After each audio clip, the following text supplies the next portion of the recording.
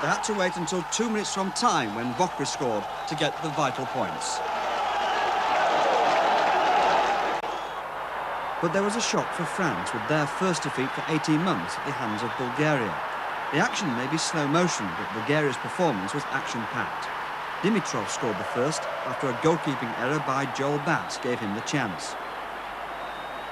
The second goal came on 62 minutes when Nasko Sirakov scored with a near-post header.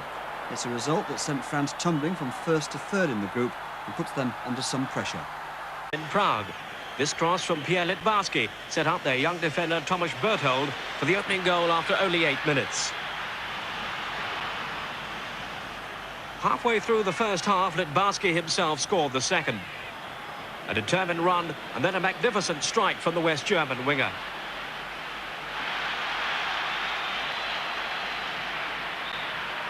It was fullback Berthold, a relative newcomer to the international side, who laid on the third goal, a perfect cross for Matus. 2 minutes from half-time, it was 4-0. The sweeper Hergé curling his free kick delightfully around the wall.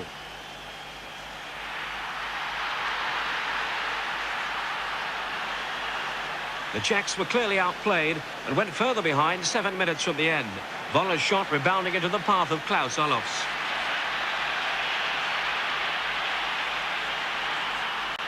And although the Czechs managed a consolation goal deflected by Griga past Schumacher, nothing could spoil a highly satisfying night for West Germany, who've taken maximum points from their 5 matches. In Moscow, Oleg Protasov, who scored against England at Wembley last year, setting the mood after 18 minutes. Switzerland were then thrust aside by 3 goals in the last 6 minutes of the half to the delight of a 90,000 crowd. Protasov on target again, though the Swiss had plenty of justification in their appeals for offside.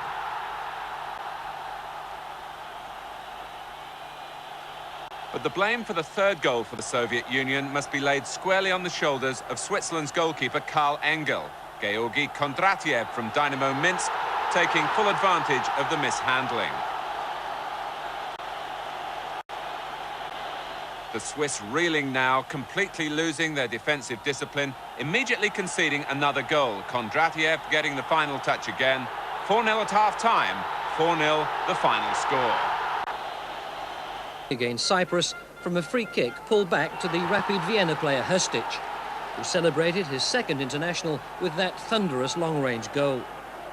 The Austrians needed to win to go second in the group and thus have a chance of qualifying for a playoff place in Mexico. And their second goal, 10 minutes before half-time, came from another fierce shot. This time, Holster was the scorer.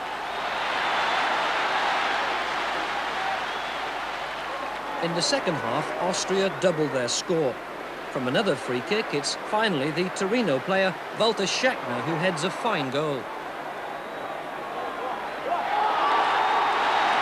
Austria must wait and see if Holland can beat Hungary next week to deny them that runners-up place. Their qualifying matches were completed when Bielefeld made it 4-0 after 71 minutes.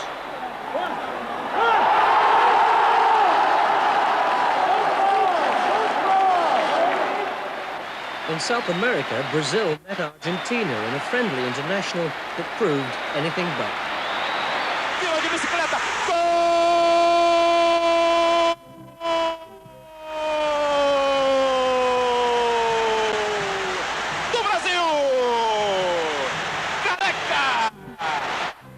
Ecstatic commentary for Brazil's opening goal by Careca was somewhat muted, though, when Burruchaga equalised for Argentina half an hour later.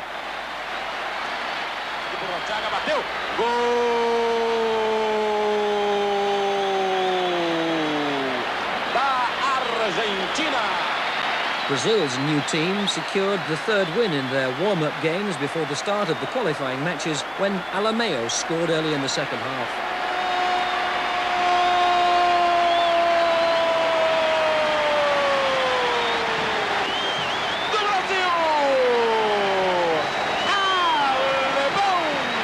Other aspects of the match, though, were not so joyous. The tackling was fierce and eventually led to a free-for-all in which you needed eyes in the back of the head and the fists of a Barry McGuigan just to survive.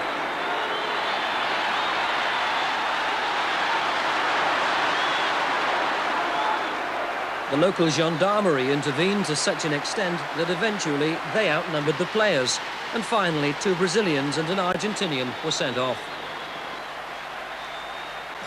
Keith Birkinshaw, the ex-Spurs boss, now manager of Bahrain, was at a game that proves football at least is universal, as his team played South Yemen in the World Cup qualifying match that ended 3-3.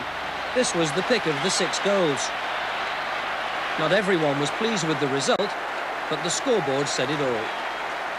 Algeria beat Angola 3-2 in their qualifying match, which raised an old question. Do you praise strikers or criticise the goalkeeper? In the Asian qualifying, Iraq beat Qatar 2-1, but their game didn't end at the whistle. From referee George Courtney indicating the termination of the 90 minutes battle between Iraq and Qatar, and tremendous jubilation in the Iraq camp. So a pulsating drama here coming to an end.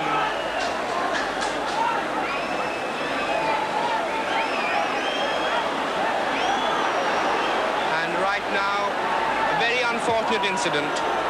A free-for-all there between the 2 sides. Players going for each other after the match.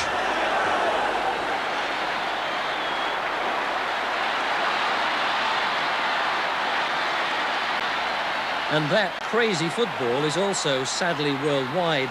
This was an Asian club cup tie contested in Hong Kong, but it was more like martial arts than football.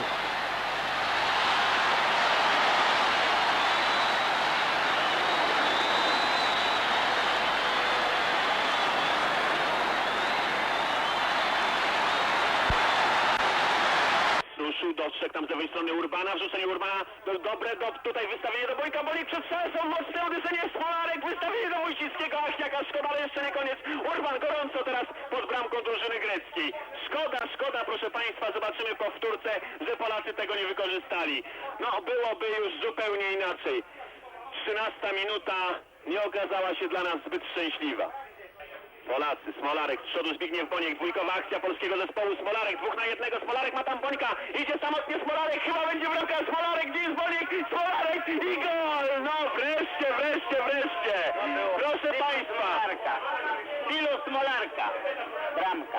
Nic dodać, nic ująć, do końca olbrzymie napięcie nerwowe na komentarz.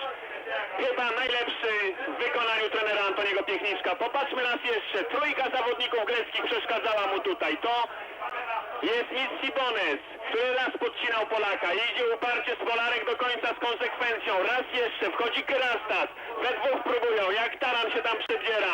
Idzie na pole karne. Ma z prawej strony Bońka. I tutaj ze stoickim spokojem. Aż nam zamarły serca na moment. I wielka radość. Myślę, że nie tylko tutaj na tym olimpijskim stadionie. Bunsol. Urban, który po raz 6 w narodowej reprezentacji debiutował w tym roku podczas meksykańskiego tournée. Grecy, Smolarek cały czas, co jest niepokojące, utyka, tymczasem Krośnie, brawo Młynarczyk, ale i stało się, proszę Państwa, błąd i wyrównująca bramka Anastopulosa w pierwszej minucie drugiej części spotkania, a więc w 46 minucie meczu. Urban decyduje się na samotny przebój. Urban popychany tam przez Antonio, utrzymuje się przy piłce i podcinany teraz. No myślę, że powinna być żółta kartka dla Antonio. Sędzia jakaś bardziej pobłażliwszy dla gospodarzy. Rzut wolny dla polskiej drużyny. Boniek, dobre wycofanie do Ostrowskiego, ma potężne uderzenie, cudowne! O takim marzyliśmy, proszę Państwa, 13 minuta drugiej połowy, jakże dla nas szczęśliwa. No mówiłem przed chwilą, że mogliby Polacy skopiować bez przerywania gwizdka, tym razem cudowne rozegranie Bońka z Ostrowskim i Marek Ostrowski, 25-letni zawodnik w swoim 14 występie, pakuje piłkę obok bezradnego Sarganisa w bramkę. No wreszcie skuteczny, ładny strzał z daleka polskiego zespołu. Wracają szybko Polacy. Dobre przechwycenie przez Matysika teraz piłki. Boniek ze Smolarkiem przeciwko 4 Grekom. Co zrobi Boniek? Ma tutaj z lewej strony Matysik ostry kąt i co? Ach, jakże złapał to Sarganis, wyciągając się jak struna. Dobra, słuszna decyzja Waldemara Matysika, który jeszcze nigdy nie zdobył w barwach reprezentacji narodowej bramki, tymczasem Grecy, ale teraz powstrzymuje ich Pawlak i znowu szarża naszej drużyny. Boniek, idzie Pawlak tam w sukurs, zmęczeni już Polacy, dobra, oddanie do Pawlaka, Pawlak ze szansą na trzecią bramkę do Bońka i co, i 3, tak, jest to nokautujące uderzenie. Boniek i jego 23 gol w 69. występie, po raz pierwszy jako kapitan. No proszę Państwa, możemy być już teraz spokojni, bez względu na czas, który pozostał do zakończenia tego pojedynku. 3-1, kopia wyniku z Zabrza, podniesione w geście triumfu ręce nie tylko naszego selekcjonera, ale również Józefa Młynarczyka. Radują się nasze serca, patrząc jak grają dzisiaj Polacy. Ofensywne wejście zdecydowane Krzysztofa Pawlaka, przytomność umysłu w oddaniu piłki. Proszę tutaj popatrzeć, idzie Pawlak, asysta 3 zawodników greckich, oddanie do Bońka i Boniek nie miał tutaj problemów z umieszczeniem piłki w siatce. Tak więc w rewanżu nasi pokonali Greków 4-1. W kolejnych meczach najpierw na wyjeździe wygrali z Albanią 1-0. In Helsinki, the talented Romanian George Hagi opened the scoring with a spectacular shot after just 8 minutes. But watch out for a quite remarkable equaliser from Mika Lipponen to grab a vital point for the Finns. It's a goal well worth seeing again, a superb opportunist effort from Lipponen. The final header on there is from Kaimalainen, and how about this for a cheeky finish? England are still obvious favourites with 3 home games to come, but Northern Ireland now have a real chance of going through as runners-up, although they've still to visit both Romania and England. There's a tremendous battle going on in Group 4. Yugoslavia went top after this last-minute winner from Fadili Vokri in Luxembourg. But last Sunday, the Slavs suffered their first defeat of the tournament at the hands of Bulgaria, playing here in the light shirts. A 60,000 crowd in Sofia saw number 7 Getov snatch the winner for the home side, and Bulgaria now head the group. The spot. This goal from Hristic saw the Austrians on their way to a 4-0 win over Cyprus in Graz, and the Austrian players clearly thought they'd done enough. It meant Holland had to beat Hungary in Budapest to retain any hope of competing in Mexico, but remarkably they did just that. The only goal from De Witt in the 68th minute reducing the capacity crowd to stunned silence and sending the Dutch team into raptures. So Austria go out and 3-0 win over Switzerland in Dublin last weekend, sending the Irish from bottom to top in surely the tightest group of all. But on Wednesday, Denmark regained the leadership after a 4-2 win over Russia in a match being acclaimed as the best of the tournament so far.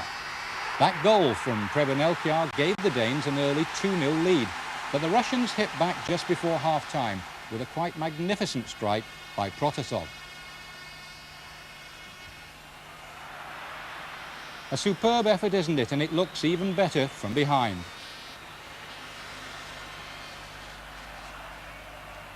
However, in the second half, the Danes produced some sparkling football with Michael Laudrup leading the charge, here scoring his second and Denmark's fourth to clinch a thrilling victory. A marvellous match to delight a capacity Copenhagen crowd. Denmark are firm favourites to qualify. Argentina and Brazil have both got off to a winning start. This goal from Burruchaga secured a 3-1 win for the Argentinians against Colombia last weekend to make it 4 points out of 4. And on the same day, Brazil, with Tele Santana back in command, defeated Bolivia 2-0 in Group 3. Number 9, Casagrande, opening the scoring. However, the most remarkable events have taken place in the Asian section. China, playing here in white shirts, needed a draw against Hong Kong in Peking to get through the first stage. But this goal from Kukan 5 proved to be the winner, knocking China out of the World Cup. The final whistle brought scenes of jubilation for the Hong Kong team, but the Chinese supporters rioted in the streets afterwards, and the side has since been disbanded in shame. So, no China in Mexico, and from Smolarek for Poland, running over half the length of the field before scoring. Or how about this netbuster from the splendidly named Cheong Chitak for Hong Kong? And of course there's Mark Hughes' spectacular scissors kick for Wales against Spain, surely the goal of the tournament so far, and one that could yet help to send both Wales and Scotland to Mexico next summer. Nicholas is going to take it. James making a near post run. And maybe a chance here. Brilliant! What a goal! What a marvellous goal! It was Hughes. Who else would get a goal like that? That was something real. This is Dixon. Hoddle. Lineker. What a fine goal. That's a superb piece of finishing by Gary Lineker of Leicester City. Hoddle taking over again. Gets it back from Bracewell. Glenn Hoddle in some space here. He's got Lineker and Dixon making forward runs, and Kerry Dixon manages to get to that in the end and turns it into the net with a typical piece of Dixon finishing. Just when the chance seemed to have gone, he retrieved the ball and squeezed it in. Brian Robson looking for Kerry Dixon. And Dixon getting round the back there, and Chris Waddle is coming in, and Lineker is there as well. That's far over the line. It's 3-0 for England.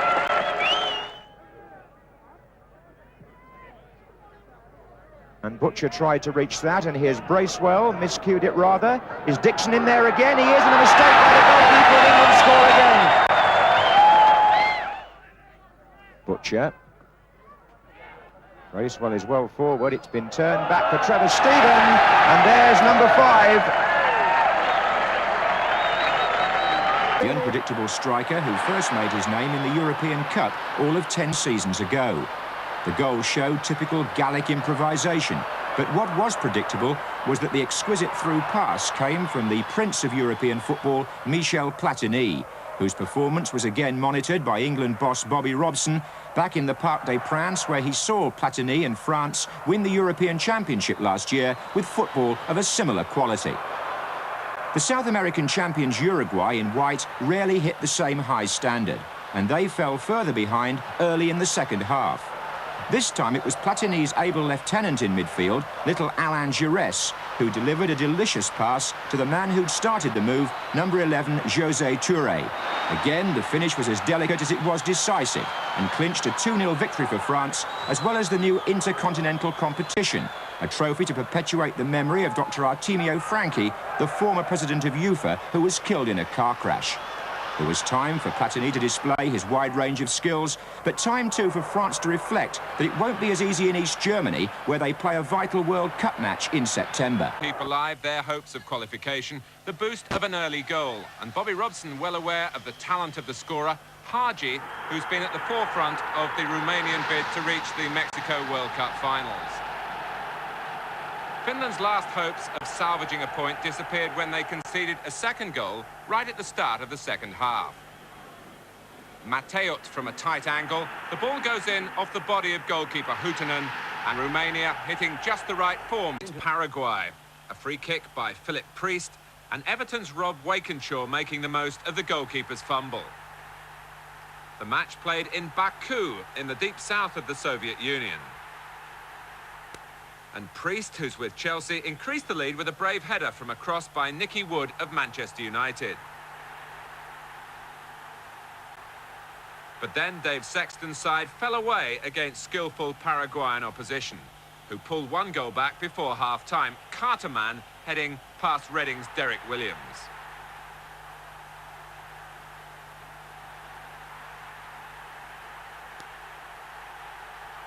Paraguay had much more of the play in the second half, and Williams stood no chance as they deservedly drew level. 14 minutes from time, Carterman this time the provider, the goal from a fierce shot by Sanchez. 2 days later, Dave Sexton's youngsters, now in white, showed the effects of that hard-fought draw when they were beaten by the Republic of China. Throughout, China showed excellent technique. They missed several chances before Goao Hongbo's shot took a deflection off Sunderland's David Corner, with 15 minutes left. And 2 minutes from the end, with England committed forward, Gong Lei ended a breakaway with a second goal for China. But if England struggled, the holders of the FIFA Coca-Cola Cup, Brazil, showed plenty of traditional flair against the Republic of Ireland, a side which included several youngsters from Football League clubs. But a defensive slip by the Irish allowed Balalo to run clear to make it 1-0.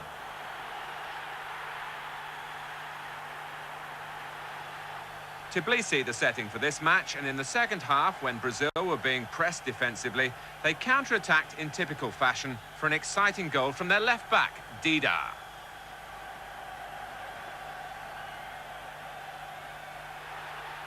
But the best goal of the game belonged to the Republic of Ireland. West Ham's Eamon Dolan clear on the left, and Marcus Tuitt from Luton Town scores at the end of a splendid move that emphasised the quality of the football in the World Youth Championship. And just look what befell Canada here at the very start of their opening match against Nigeria. Just 12 seconds from the kickoff, the ball is in the back of the Canadian net. Monde Odiaka bursting clear to score. And Nigeria, recently the World Under-16 champions, off to a real flyer at Under-19 level. And although it was a morale-boosting win for the Soviets before they meet Denmark in the return World Cup qualifier, it's clear from this replay that Schumacher was beaten only by a cruel deflection off his number 2, Thomas Berthold. Soviet Union 1, West Germany 0. France might not grace next year's World Cup finals, but in Leipzig, East Germany just would not capitulate to the talents of the European champions. 8 minutes into the second half, the header from Rainer Ernst, handled by Luis Fernandez on the line, but the goal is given. Referee Pietro Delia from Italy, close to the line himself, ruling that Fernandez had not kept the ball out. And 7 minutes from time, East Germany scored again, leaving France needing to win their last 2 games at home to Luxembourg and Yugoslavia to qualify for Mexico. Ronald Crea's shot deflected past Joel Bats to delay. Probably win it because, you know, they have a lot of very good, skillful players. Yeah, they looked it. Actually, it was a bit of poor defending on the Spanish side, really.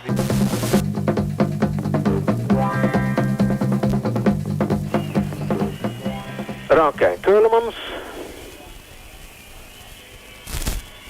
Ja, Plessers. Voordekkers, dat kan. Ja, eerst goede kans.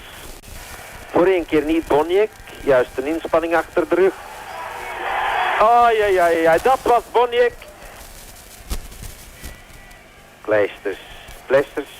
Ja, zo is het. Gerrit. Gaat hij voorbij? Oh, lala. Wordt daar gepakt. Net voor het strafschopgebied. Hij viel er binnen, maar we moeten het zeggen zoals het is. Gerrit. Gerard, nu of nooit? Het was bijna nu, maar het ziet er naar uit dat het nooit gaat blijven.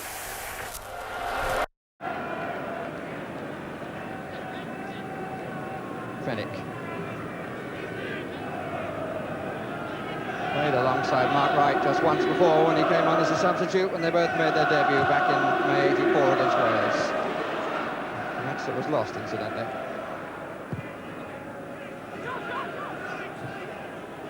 Wright. Long legs, was he caught? Yes, he was.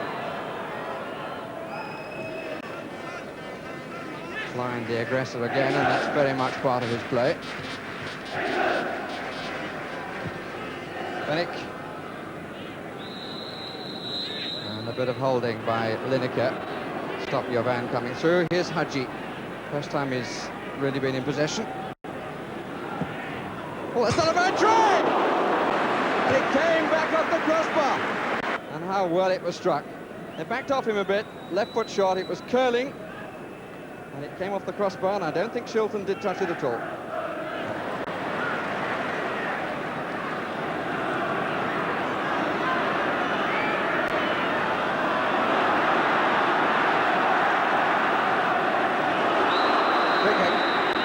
Against Torres. And the referee, I think, is going to show the yellow. Yes, he does. Yellow card to Torres. He plays for Sportul.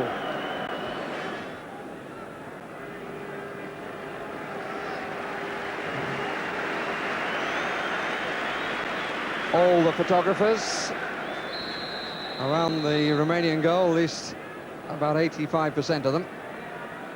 Waddle lets it go. Hoddle for the chip up. Offside given. Won't count.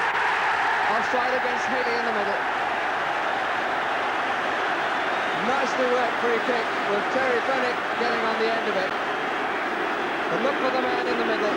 Intricacy here. Huddle who crossed it, but it's Haitley there. He's the one who's offside. He went too soon. Pennick did not. But the referee had his whistle to his lips before Pennick made contact.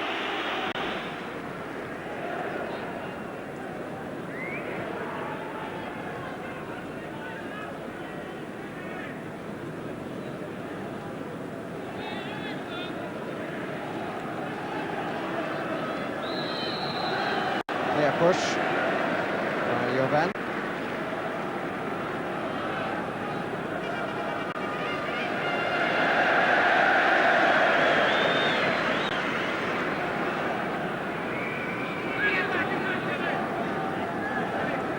Haitley is number 9, Waddle number 11, Lineker number 10. Robson has joined them. Huddle is onside! 1-0! Oh, that's lovely! Really gorgeous goal because the Romanians were looking the other way and suddenly the barn door behind them was wide open. Look at this, they're all looking for the long ball. They move up. Huddle just stayed onside because of the defenders on the near side as we looked. And that's his 7th goal for England. And it comes in the 25th minute of this particular World Cup contest. Brian Robson. Reed. Stevens forward on the right. Lineker's come away from his defender. Haitley pulling away to the far left. Top of the picture as we look. Waddle. Well, the idea was very good. Just a little too long. Reed beaten to it by Stefanescu.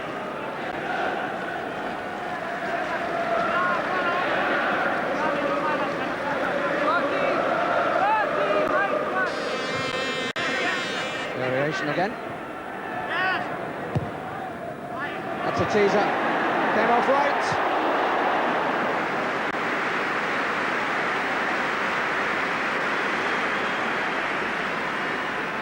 I must say it is very refreshing to see England playing a lot of thinking football. The corner was different from what the Romanians were expecting. That was a delightful cross.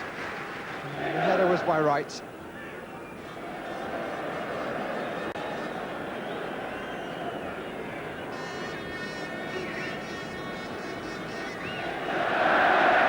And when you consider the last 4 years, how we lost in Norway in the opening international, drew in Denmark, lost to the Danes here, and then struggled to get a goal past East Germany. This is markedly better. 10 minutes from half-time and England leading by 1-0.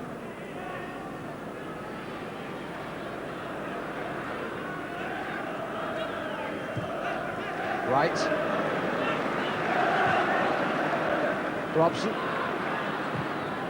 Lineker starts going forward. Waddle in the hanging back position on the right side.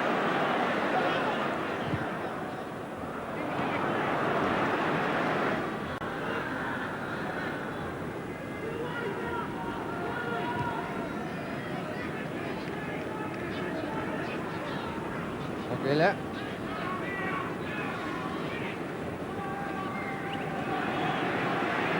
Maggi, right across.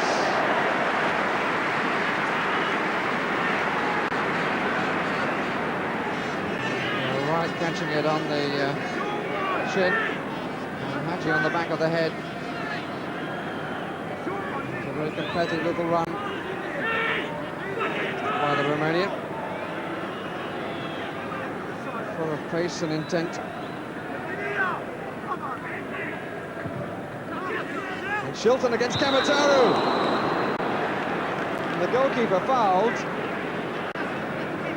But the question surely needs to be asked as to why the goalkeeper found himself with absolutely nobody between him and Kamataru. Kamataru pulls away here from Haitley, who's looking at the ball, totally lost where Kamataru's gone, and the centre forward could well have made England pay for that.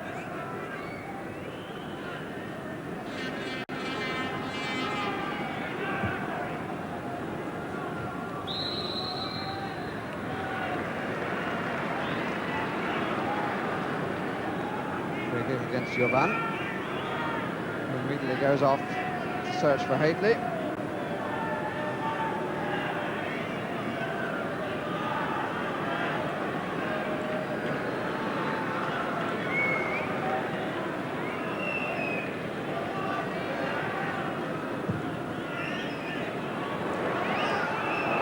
Didn't look too confident then, Lung. And the referee does not give a free kick. And that is obviously worried Lung.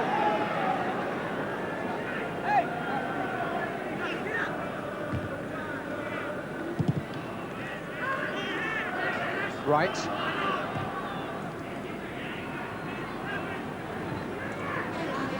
Benick.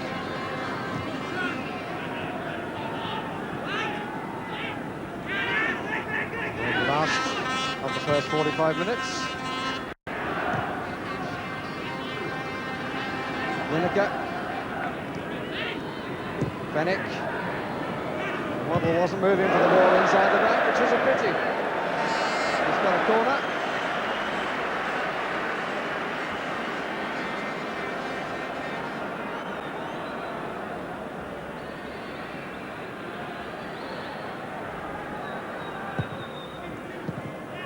Confidently away, Reed!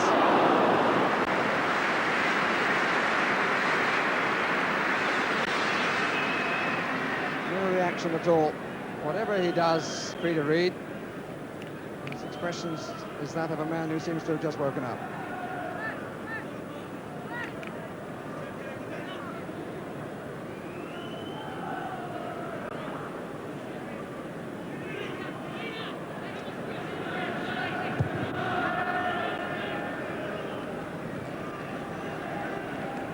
Benick, handball by Kamataru.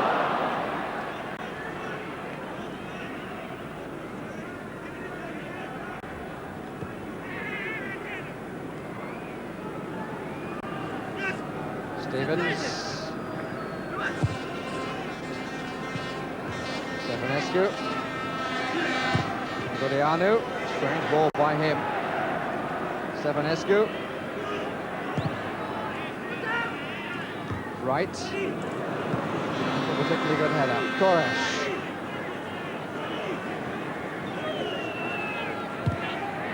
Hachi! Oh! Got away completely again. And Koresh, presumably asking him why he didn't score. It's the last action of the half. England lead by 1-0, scored by Glenn Hoddle in the 25th minute. Oh, no questioning the entertainment value so far. And the statistics of goal attempts make interesting reading. England had 6, scored with 1, 2 were saved and 3 were off target in the first half. And Romania had 5, 2 hit the woodwork, 1 was saved, 1 was blocked and the other 1 was off target. So for all the greater possession that England had, if Romania had a little bit more luck, they could be leading 2-1.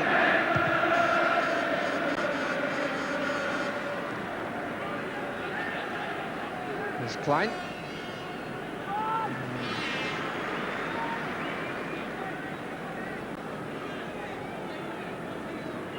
Leaves the England bench, and we think still wondering about pace against our defence. Reed. Robson. Lineker got away and was pulled a bit, I thought. And Reed is hurt out on the touchline. Haitley. The flag is up. The flag is up.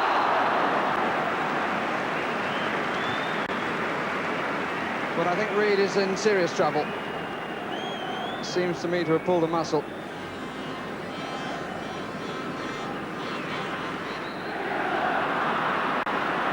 Free kick given to Romania. Bobby Robson's usual ploy of coming down on the bench in the second half, something he used to do at Ipswich quite often too. Here's Jovan. Line.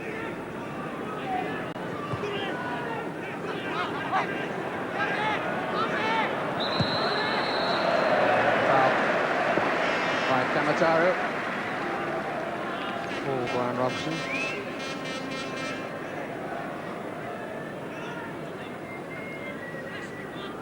Romania yet to lose in England.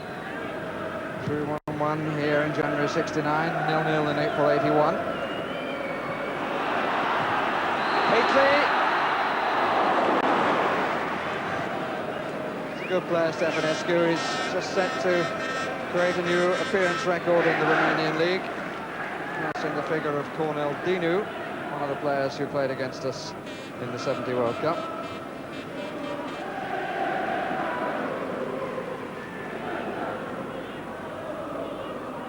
Korash. Huddle. He's clear as Lineker. Referee says no foul. But so nearly.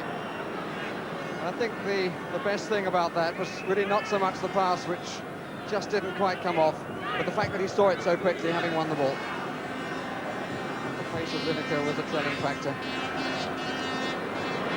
Tamataru, did he take it with his hand? Shilton, it's one apiece. Shilton obviously thought that he used his hand. Look at the gesture there. Good heavens, what's this? But I must say I thought the number 9 used his hand. With a flick on by Redknapp. Surely there was a touch of the forearm there. But he got right through the heart of the England defence. Peter Shilton to meet him. And Shilton, in fact, went the wrong way. Huddle. Reed.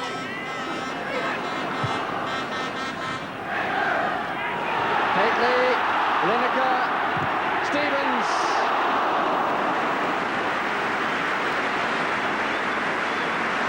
Well, every man knew what he was doing. Reed's cross, won by Robson, on by Haitley, little touch from Lineker, but really Stevens didn't get over the ball, he was leaning back. Sanson. Bringing it away from Hadji. Lineker, good save. What a lovely piece of play by Kenny Sanson. All swivel hips, all neat control, played it off as he was moving on to the other foot. Well struck and well saved. Huddle. Yes! Barnes! Yes! No! The flag is up on the far side.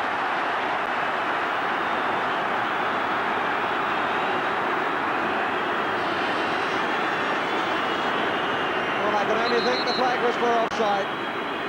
Must have been very, very tight indeed. Well, level would be enough. What a pity.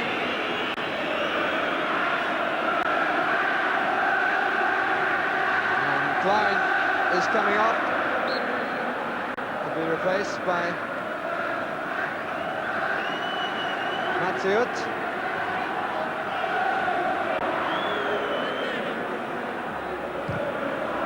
2 minutes left.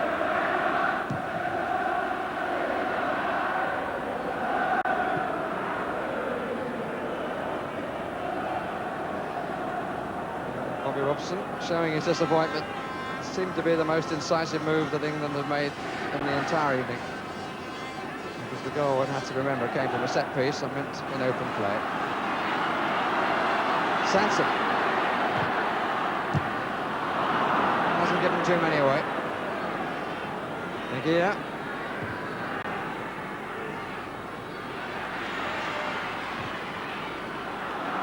Not a good ball by Robson. Hoddle really didn't look as though he wanted it.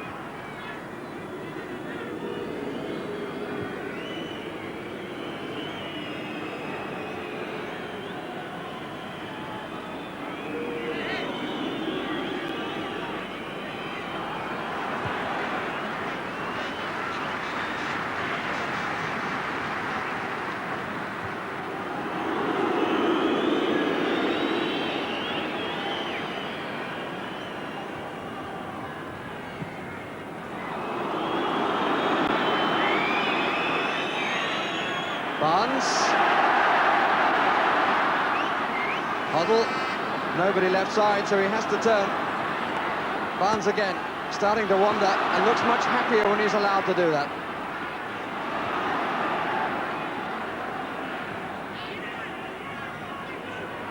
His manager feels he's a better player when he's allowed to do that.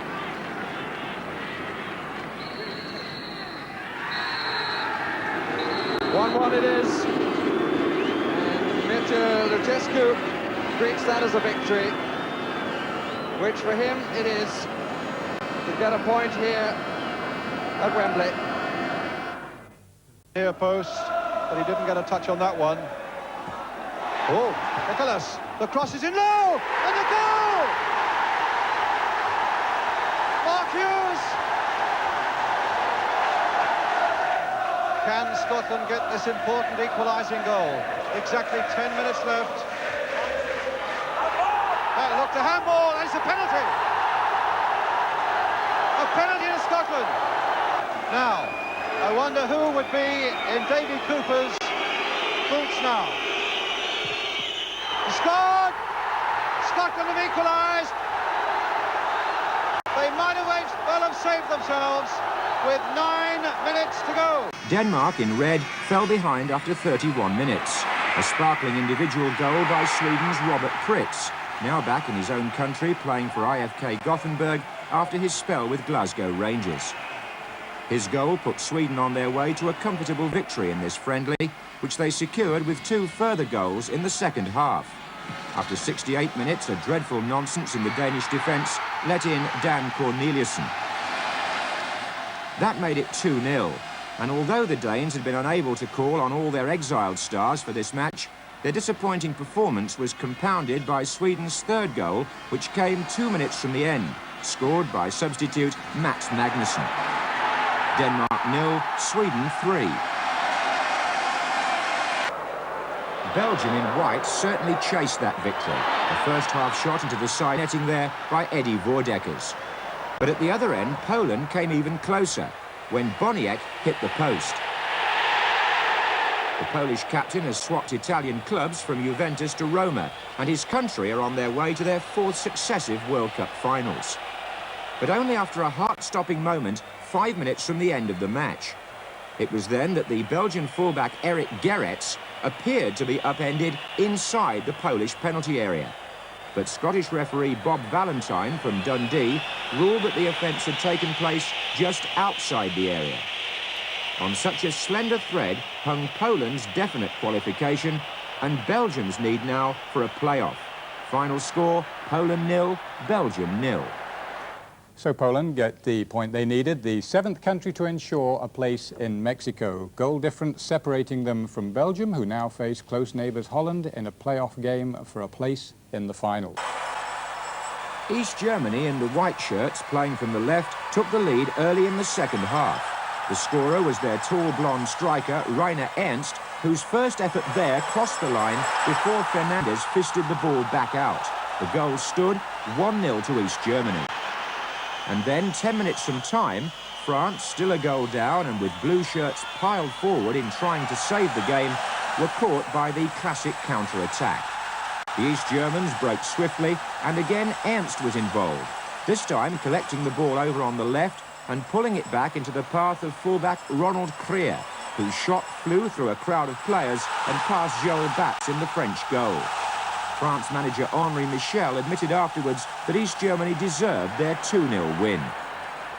An important win for East Germany, giving them an outside chance of qualifying from Group 4. But Bulgaria are in the driving seat. They'll be almost there if they win in Luxembourg later this month. However, November will be the crunch month. That's when France meet Yugoslavia at home and East Germany face Bulgaria. Armeli's first effort clearly over the line before the ensuing scramble. 1-0 to Israel in this, the second game in the group. The previous match 5 days earlier seeing Israel beat Taiwan 6-0.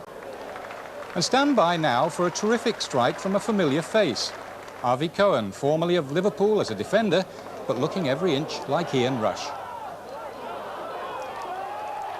2-0 to Israel, and they added 3 more in the second half while showing some clever and precise football. This nice move ends with Eli Ohana scoring at the second attempt.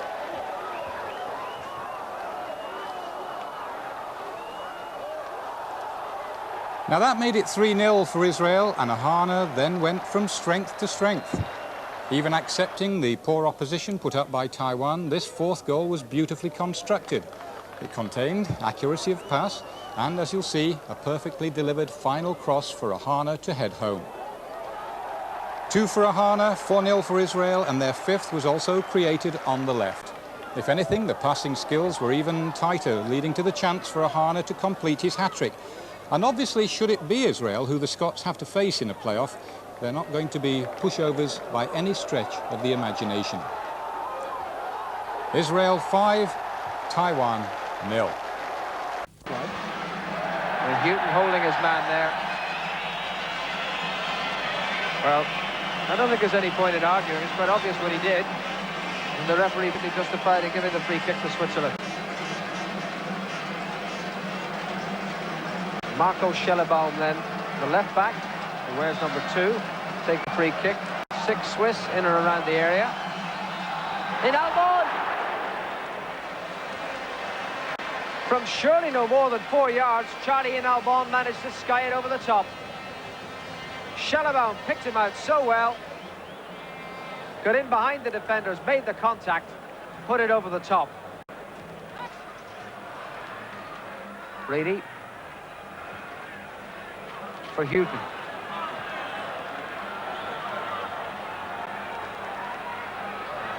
And Chris Houghton wants to go all the way.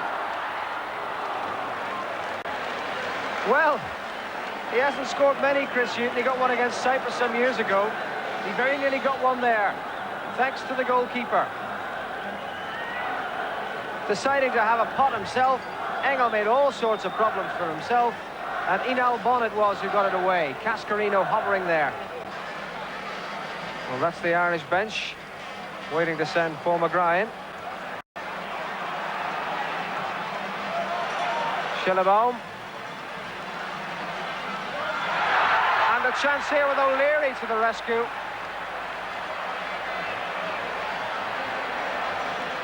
The ball from Perret on the right wing, and O'Leary had to clear it. Schellebaum again. McCarthy up this time. Safety with a goal kick. Beglin beaten by the pace of the ball. Perret getting it in. Mate couldn't connect, and O'Leary had to save the day. Carl Engel has the organising to do.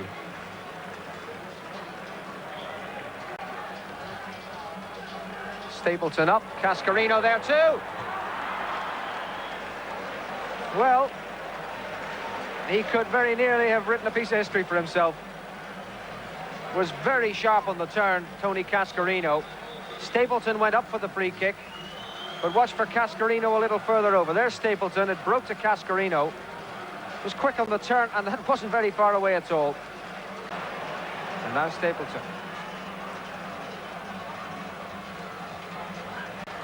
And Brady.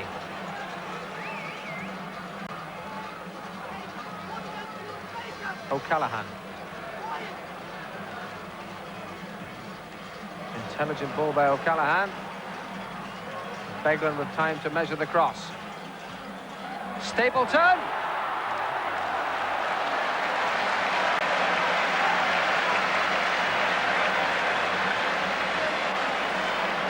That could well be the final act in the drama. I know there's still 12 minutes to go, but from 6 yards you've got to bury them.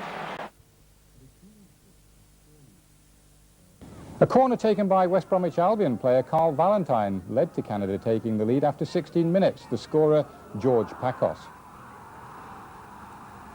With Canada needing the win to qualify, it was just the start they needed, but Honduras, who contained the nucleus of their 1982 World Cup side, came back in the second half.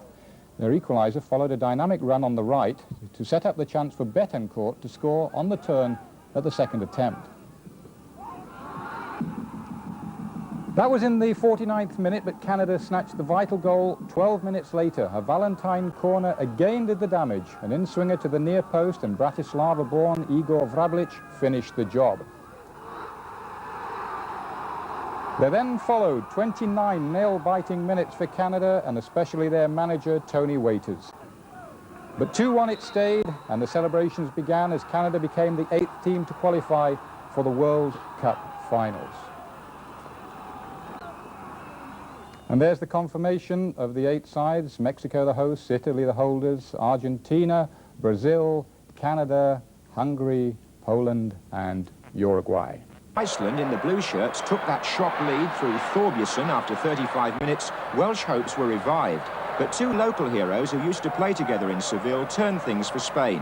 Gordillo supplied the pass, Rincon the finish. The goal came a minute before half-time, relieving the tension for a crowd of 55,000.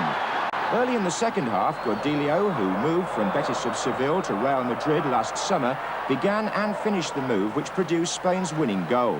After missing the European Championship final through suspension, Gordillo can now look forward to playing in the next World Cup finals. Spain 2, Iceland 1. So Spain's hard-earned victory means that Wales are out, denied a place in the finals for the second time running on goal difference. As for Scotland, well, they now face a home and away playoff against the winners of the Oceania group, and that's likely to be Israel. Bulgaria had to reshape their side after the life suspensions which followed the fighting in their cup final. But any concern for their immediate future was eased by a goal in the second minute. The scorer, Petar Petrov. Before the half hour, some neat football produced a second goal and suggested a more inventive approach than has been their style in the past. For all the fact that Kostadinov's shot was deflected home by Barboni.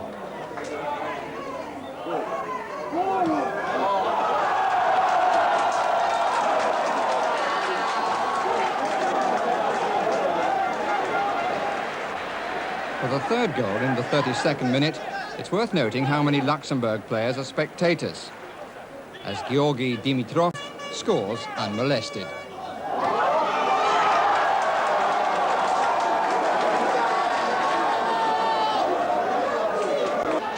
Still, there was some consolation for the whipping boys of qualifying from Europe for the World Cup finals when a late fall produced a penalty.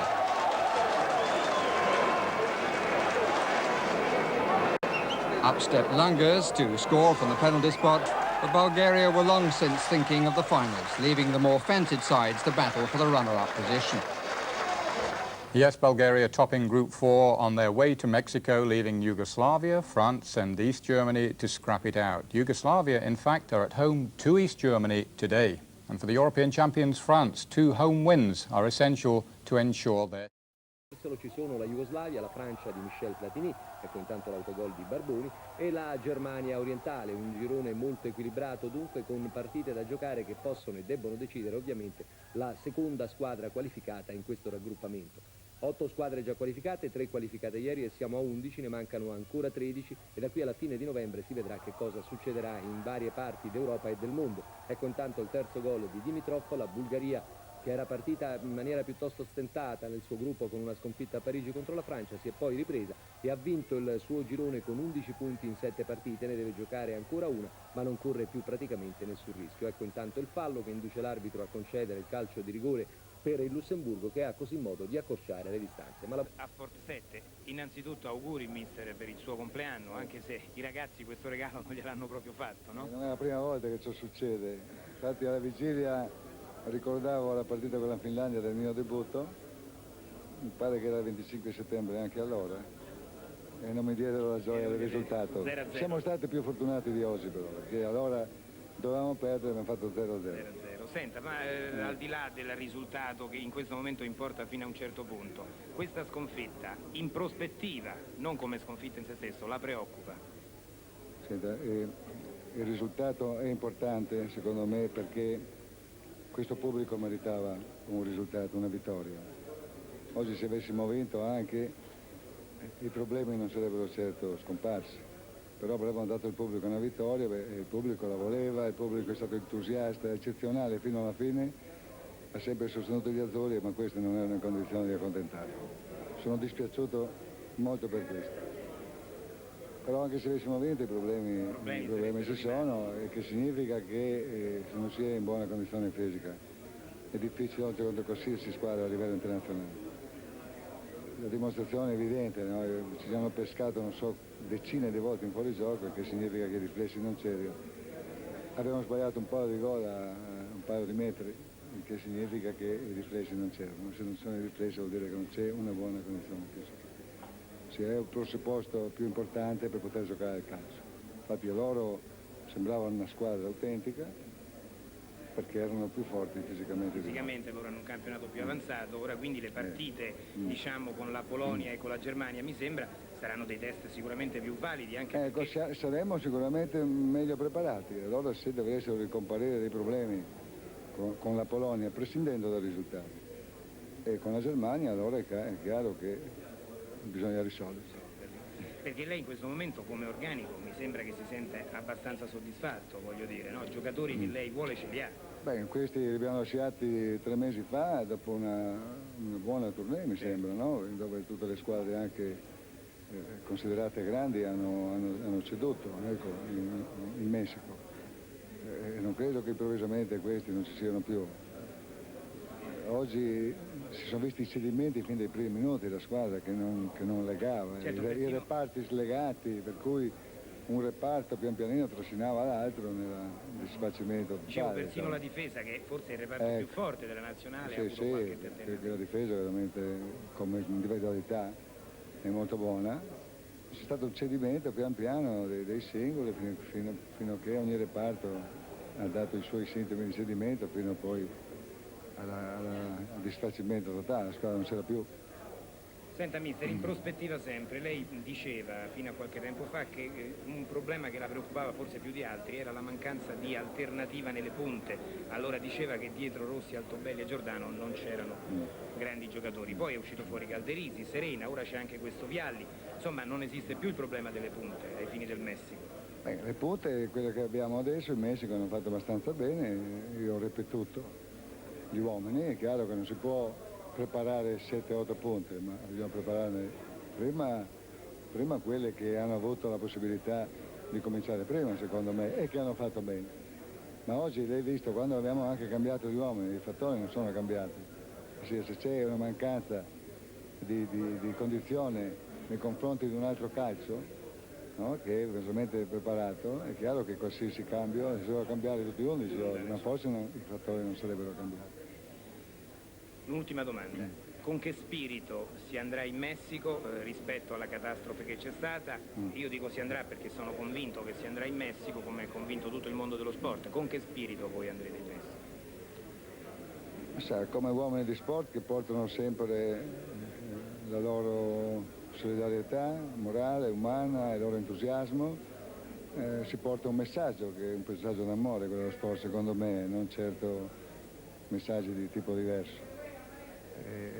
Daremo il nostro contributo in calore a gente che ha sofferto molto, onorando lo sport prima cosa e cercando di far dimenticare al più presto questa tragedia che ha coinvolto questo popolo così mite, così vicino a noi. Il primo tempo e il pareggio nella ripresa da parte degli svedesi. Ecco il gol d'apertura, lo segna al 24esimo Föller su corner tirato da Litbarski, il centravanti del Werder Brema, che conferma le sue doti di cannoniere. Si intravede Rummenigge che festeggiava i 30 anni, auguri a lui come auguri a Bearzotto, è un periodo di compleanni a Tardelli, molti sono i giocatori nati in questo periodo. Dicevo dunque del gol realizzato da Föller che rivediamo sul corner di Litbarski. Non è molto pronto nella circostanza il portiere Ravelli, che sembra piuttosto spiazzato e non riesce a trattenere il pallone, come meglio si può vedere nella ripresa dall'angolazione da dietro alla porta. Ecco, vedete, Ravelli un po' spiazzato, arriva in ritardo, gli si piegano letteralmente le mani. Il gol successivo è un po' a metà strada tra una prodezza di Litbarski e un'incertezza di Isen che si fa strappare il pallone. Bravissimo comunque poi Herget a realizzare con un tiro dal limite al volo sul passaggio di Litbarski. Un gran gol per il 2-0 tedesco, in un momento in cui la formazione di Franz Beckenbauer domina letteralmente sul campo e riesce a ottenere questo vantaggio rassicurante a tutti i fini. In effetti alla Germania in partenza già si sapeva bastava un pareggio per qualificarsi per la fase finale del mondiale. In questo modo, tra l'altro, la Germania conservava, almeno fino a questo punto, la possibilità addirittura di restare a punteggio pieno. Invece la reazione svedese nel secondo tempo è stata veramente notevole ed ecco vediamo Corneliusson che va al gol, sorprendendo, è proprio il caso di dire, sbucando gli